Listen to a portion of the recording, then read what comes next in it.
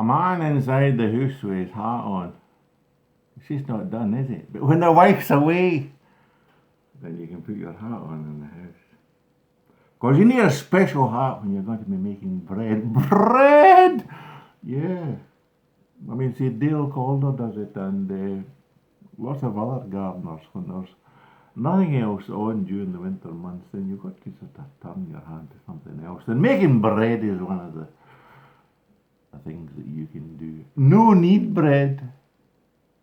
You don't need to knead it. And what you need here is this Koiva Hiva dried yeast. These sachets. Yeah, that's how big they are. And 110 grams in there. Or perhaps it's 100. No, 11 grams. There's 10 of them.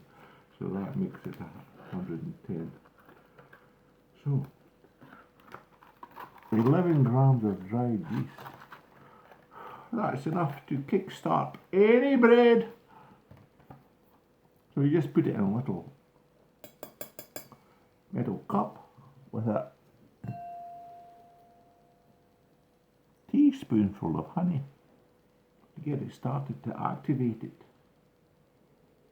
And you just sprinkle it in there, and then once it starts bubbling, then you know that the yeast is active.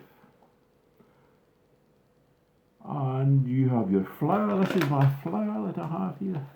It's called Hiva. Nothing special. And about half a kilogram of flour in there. Teaspoon and a half of salt. About 3 cups of water or something like that. And then you have your bowl with the flour. Make a little well in the centre. Put in your yeast bubbling up. And then put in the rest of the water. Mix it all up with a spatula. And then just cover it with a cloth and let it rise for 2 hours. I've got it here. I'll show you what it's like now. You cover it with a cloth. That's so that it doesn't let any... It keeps it warm. That's the idea behind it. And it doesn't sort of disturb it with any sort of air convection currents and all that. So, this is what it looks like after about, what would I say, about 1 hour since I've been doing it.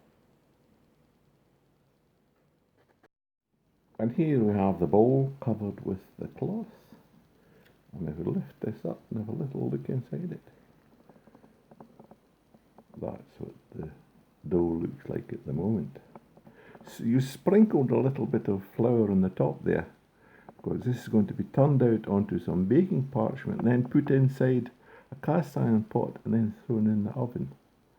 So you want some flour on the bottom like that, so that when you turn it out of this bowl onto the parchment, then there's the flour on the bottom of the bread when you're making it. But I should say that that's risen almost about half now, so I'm going to give it another hour before I put it into the Dutch pot, and then we'll see what happens. It's now been rising for about 2 hours, and it's now near up the top of the bowl. So I'll soon be turning it out. Give it 10 more minutes, then turn it out onto some parchment and get it inside the cast iron pot and into the oven. Whoa! So that's the cast iron pot, which has been in the oven to heat up. Some parchment paper here, which I'm going to put the dough onto, and the dough is in here. So I'll just tip it out onto this parchment paper, That's hot. Whoa! And then lift this up, drop it into the pot and then into the oven. Let's see if it works.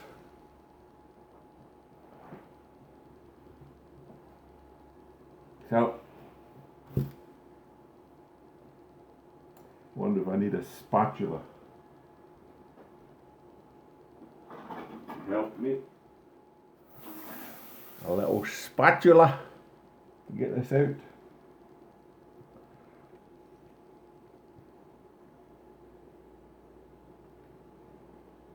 Is it coming out? Yeah, I think it's coming out. Come on. Oh, it's got a lovely texture to it. Oh, sort of stringy. Look at that. Made it all stretchy. Put that bit on there as well. Get it out there. Okay.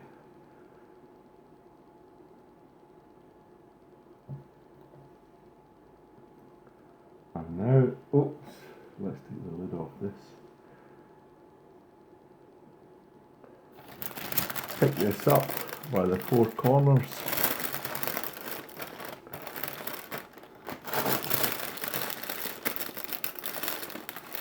There we go. And rub it in the pot.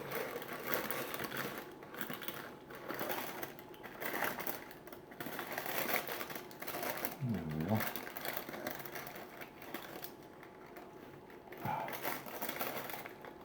Yeah, it's really sticky.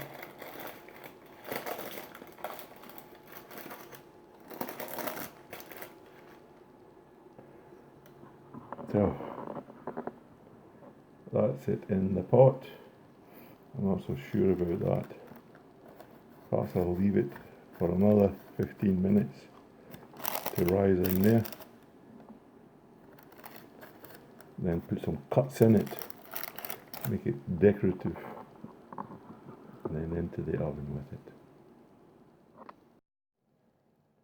But first, before we do, let's put some cuts in it.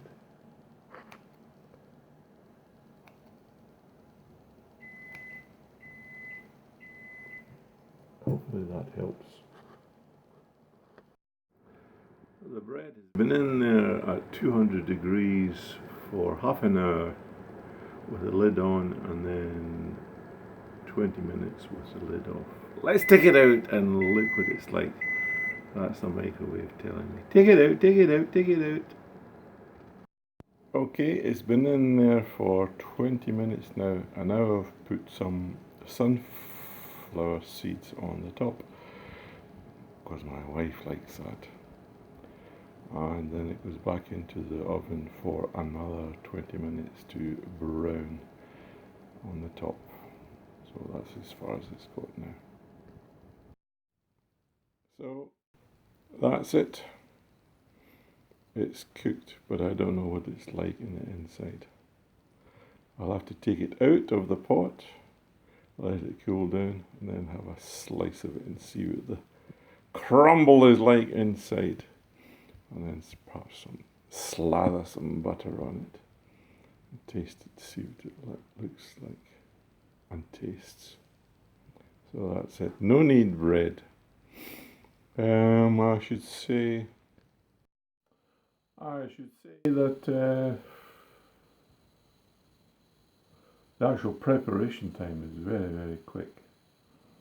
So 5 minutes for activating the yeast, and mixing up the ingredients is 5 minutes as well.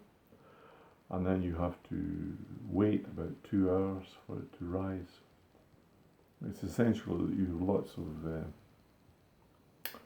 yeast in there. I think there's about 11 grams of yeast, so that it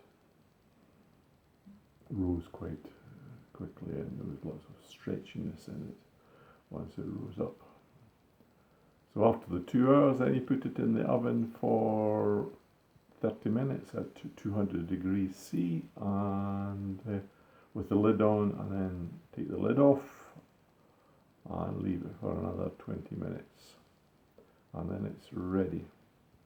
So once it's cooled down a little bit, I'll cut it with a knife and see what the crumb is like inside and perhaps taste it. So I started at 9 o'clock and it's now 12 past 12, so 3 hours and you have yourself a loaf of bread.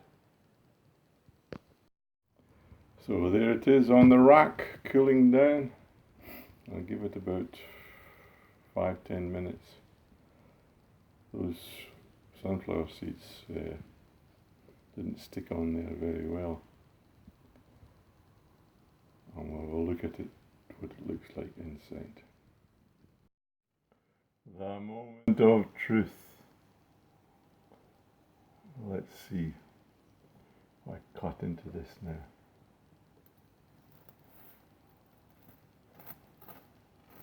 Got a nice crust on it. Come on, do that.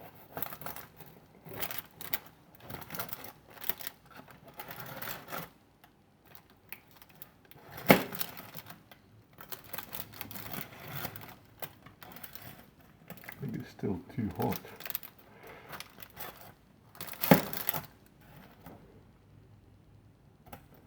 That's what it looks like with the crumble. I'm going to have some butter on that and eat it straight away. It's rather moist and nice. Nice crust on it as well. So that's it. No need bread. So here we have it. With some butter on it. Let's taste it and see what it's like. Oh, crunchy.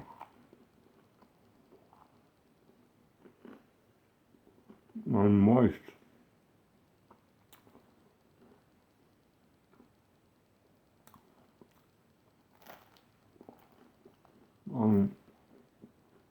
Still a bit warm, but very nice. Highly recommended. I think I'll be doing that again.